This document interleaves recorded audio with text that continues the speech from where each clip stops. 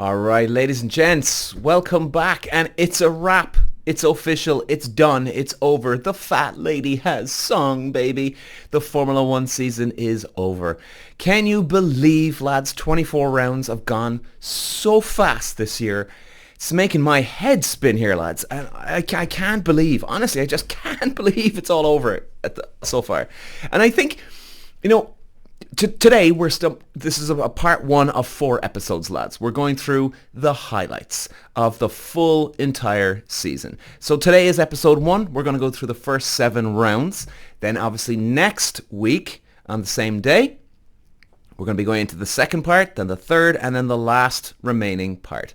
Now, obviously, I would imagine everybody knows the full result of what happened at the end of this year. But look, let's just play it a little safe. We'll just say nothing. But guys, what a hell of a year. Unbelievable ups and downs. 1 minute, one guy is dominating like hell, and then all of a sudden he's nowhere. He's got all the power and bang. He's like a fly in your shoe, and you just put him into the dirt.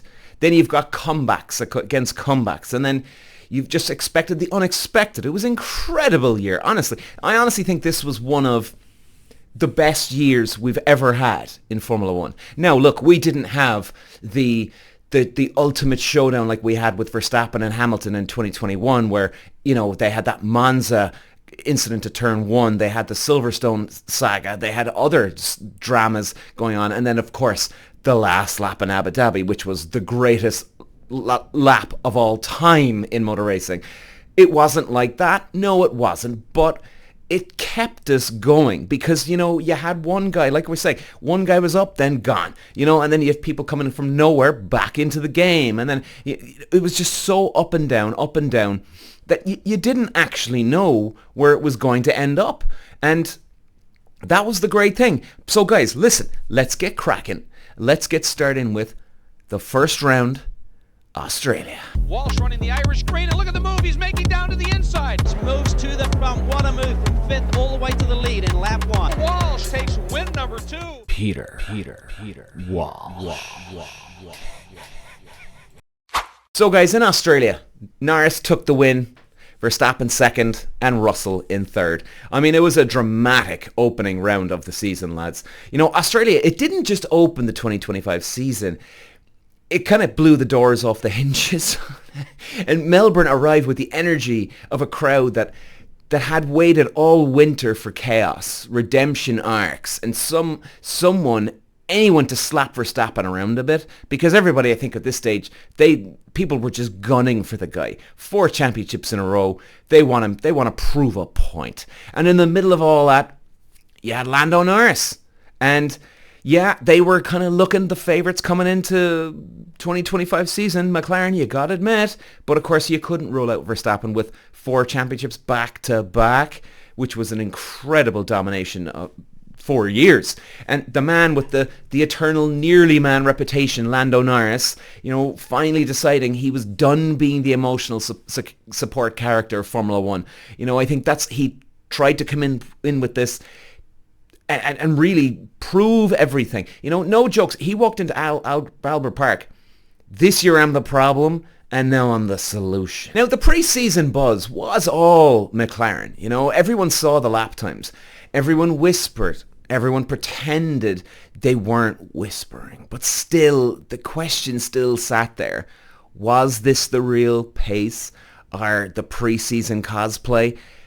Australia answered that immediately, because even Christian Horner has said this in Netflix Drive to Survive, and it's very, very true. He said you can have the greatest test season, pre-season test season at Bahrain for the first 2 weekends before everything kicks off. Everything looks great, but it's only until the first round, man. And to quote Christian Horner, he said it's only then when you pull the trousers down and you see what everybody's got. And it's very, very true. And Australia answered that immediately, though. Now, Norris started P1, Verstappen P2, Russell P3.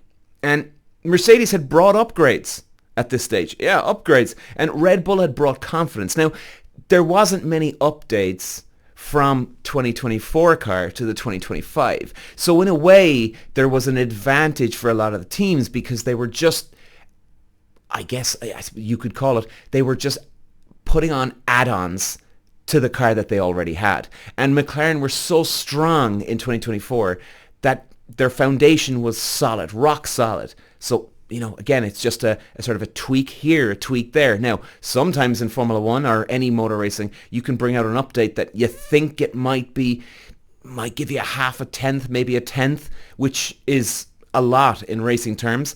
But at the same time, you get it onto the track and all of a sudden you've gained 3 or 4 tenths.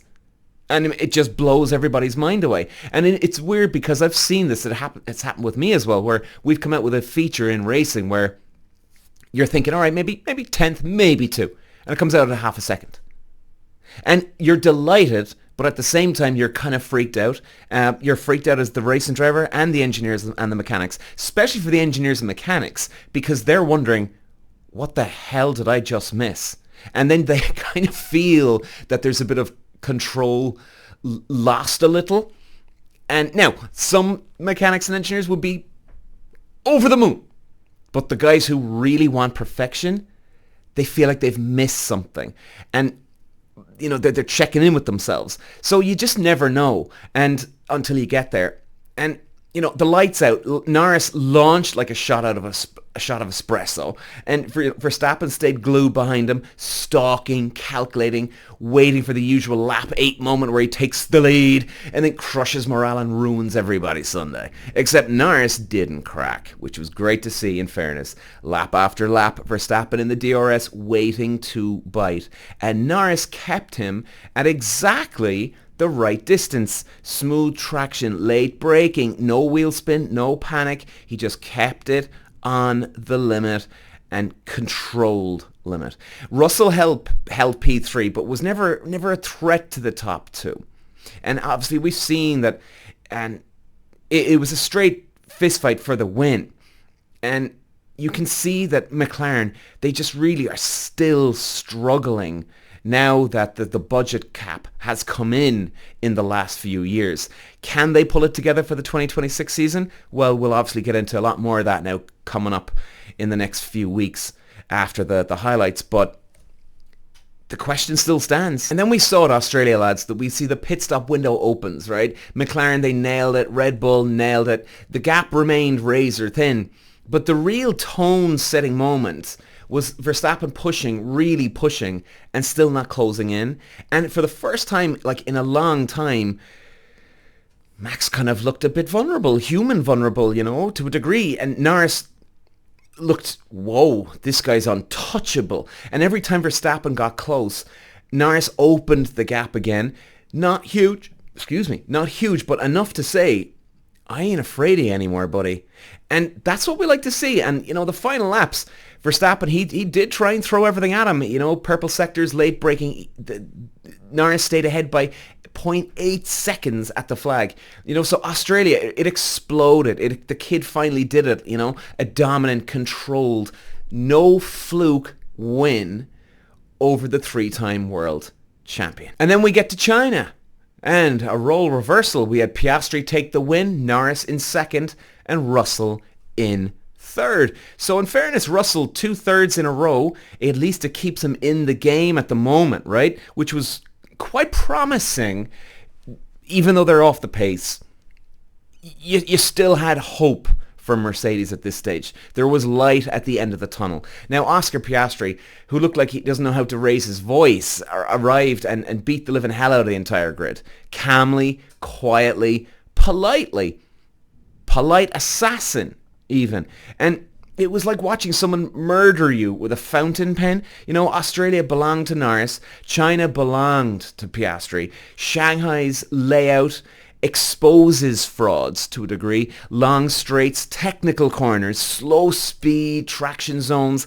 It's like a lie detector test on asphalt. And McLaren passed with flying colours. And it was a fantastic race for Oscar Piastri. From the start, he controlled the field. Norris tried to match him, but Oscar, he just simply had more. He really did. And Verstappen, he was nowhere near for this win. Nowhere at all. And by his standards, that was a natural disaster for him and Red Bull. And Russell, held third like a man who made peace with being stuck behind the two McLaren rockets at this stage. And Norris kept the pressure on early, but the moment tyres hit their mid-phase, Piastri pulled away. And behind them, Verstappen clawed at Russell a bit, but he never had the pace to pass. Red Bull upgrades suddenly looked like cheap Amazon knockoffs. Piastri crossed the line with a 9.7 second lead over Norris. Good full statement win here, in fairness to him. This wasn't McLaren had a good weekend. This was McLaren definitely are now confirmed as the championship favourites. No question. Now, Piastri leads the championship. Norris right behind him, Verstappen, suddenly sitting on radio calls, sounding like a man realising his ex actually is dating someone better. And then we get to Japan, and a role reversal, my friends. Verstappen takes the win, Norris in second, and Piastri third. Now, obviously, you would have expected for the McLarens to be up there, of course, but Verstappen definitely threw it in the mix here. There's no question. The spanner in the works, baby. It was the fly in the soup. And that's exactly what we all wanted to see. And he was really good here. And Suzuka, he's won here quite a lot. Yet this time he had to fight the two McLarens with championship level pace breathing down his neck. And Norris and Piastri started behind Max, but close enough to smell his cologne even. Suzuka, it favours the brave a lot of the time. It's one hell of a circuit. Precision, commitment. All three men, they had it in the bucket loads here, lads. The early laps saw Verstappen stretch the lead, and Norris and Piastri chased in formation. They really did. Piastri even started closing on Norris during the first stint, but McLaren were equal weapons. But then McLaren double stacked. We saw Verstappen pits, Norris pits, both of them exit side by side, brilliant, and Max, in a completely legal but utterly ruthless move, pushed Norris towards the grass. Yeah, it was dodgy.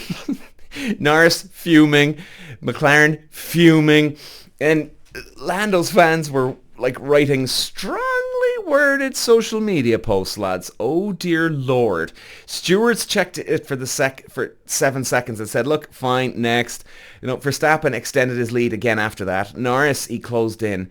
Piastri closed on Norris. And then it was a three-way knife fight. But the final laps, Norris kept creeping closer, but he just couldn't get it within striking distance. And Piastri kept Norris honest. Verstappen, sweating, he held his firm, you gotta admit.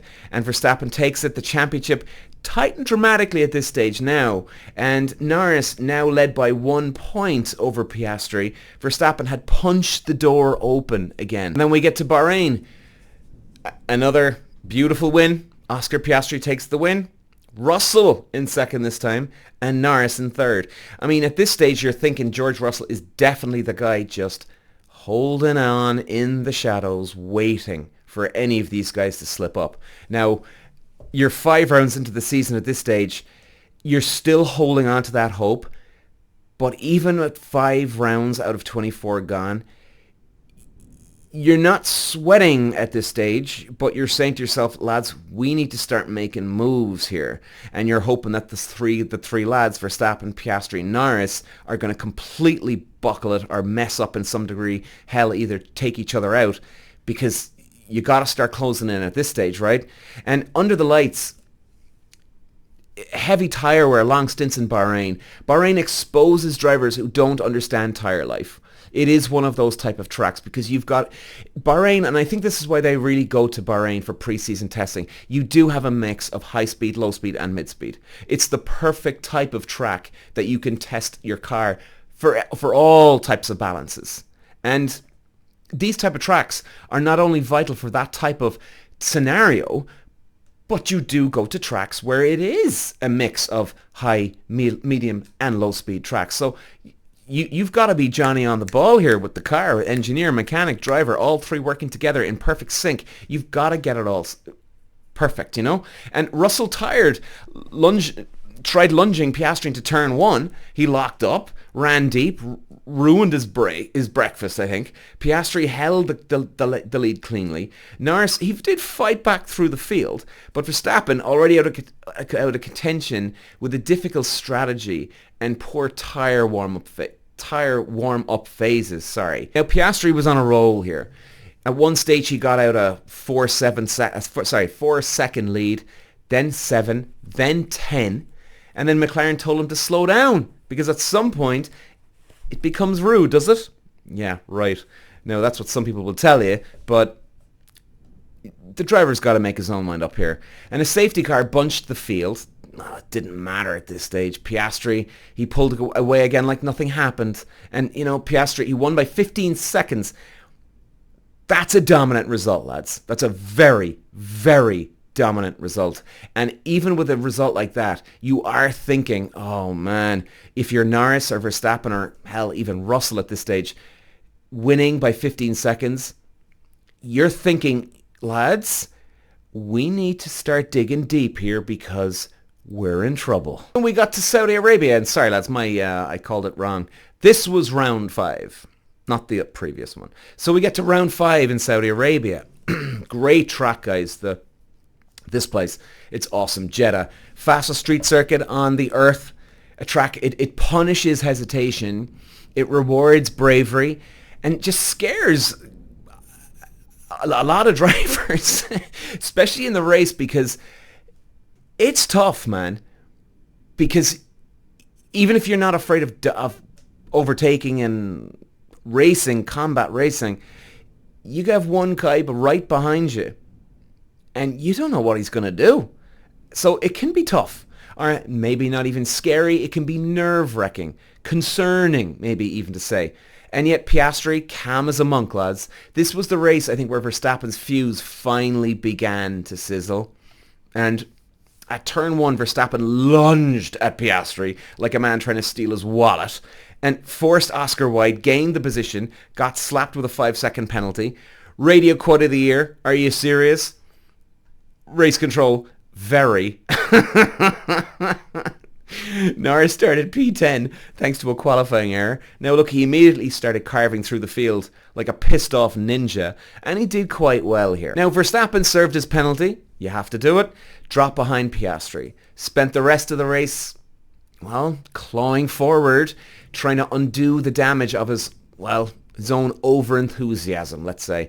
Piastri regained control, and he began managing the gap like a seasoned veteran here. It was very impressive. While Norris, he closed in from third, and Leclerc quietly ran a strong race behind, but proving Ferrari, they still had some legs. And Piastri held Verstappen at arm's length, and crossed the line for another massive victory. His 3rd win of the season after 5, which is, like, now you're thinking, whoa, we've got the driver favourite now. Not just McLaren being the favourite, we've got the guy. And Norris, despite starting position 10th, finished on the podium. Championship picture, Piastri well ahead, Norris firmly in the hunt, Verstappen officially entering his villain origin story again. And then we got to Miami, lads. Again, Piastri takes a win, Norris in 2nd, Russell in 3rd. Russell's just like that annoying little fly. You just can't get it, can you? You're swiping away and it's just always around, isn't it? And, Miami it's a bit of a strange place. Half yacht club, half TikTok convention. But Piastri turned it into his playground this weekend. And from the moment the race began, I think it was quite clear McLaren were about to obliterate the entire pack. Now, Verstappen had pole. He rarely loses, but his tyre life was crap all weekend. So it was you could see it coming. Norris, he pressured him early, even running off the track during one battle. Then came Antonelli, briefly got in the mix like an overexcited intern. And then once Piastri got ahead of Verstappen, it was lights out for the rest of the field. Norris, he recovered from the early mistake and began hunting Verstappen. Russell ran in 4th. What was he? 30 odd seconds adrift, probably questioning his life choices at this stage. McLaren executed bloody well, almost perfection pit stops. You can never get a perfect race or a pit stop or qualifying. It can always be better. There's no question. Their pace race, it was unmatched. Verstappen, he had no answer for that one. He didn't even have questions for them. And McLaren finished 1-2. Piastri winning, Norris behind. It was a demolition job, a hatchet job, statement. It was a real confirmation. It was a mic drop. Championship now. Piastri leading by a healthy gap. Norris holding second. Verstappen now in, if I don't turn this around soon, I might punch someone territory. I think we've all seen him there before. We got to Imola. Chapter 7. Round 7. Imola. Circuit with an incredible history. Obviously we all know this. Ayrton Senna. God rest you, sir. We love you. I love you. Rest in peace, sir. And a tendency to produce races that feel like religious experiences, really. And this time it was Verstappen's resurrection.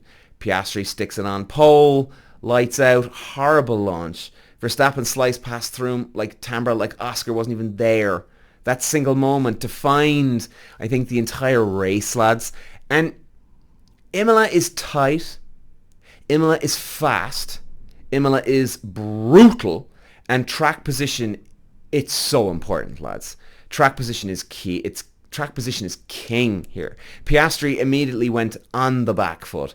Piastri, he pitted early for the hards and it didn't work. He got stuck behind the traffic. He lost time and Verstappen built a huge lead. And then he had Ocon park his Haas on the grass, triggering a virtual safety car. Verstappen used it, extended his lead, and then later Antonelli pulled over with issues, causing a full safety car.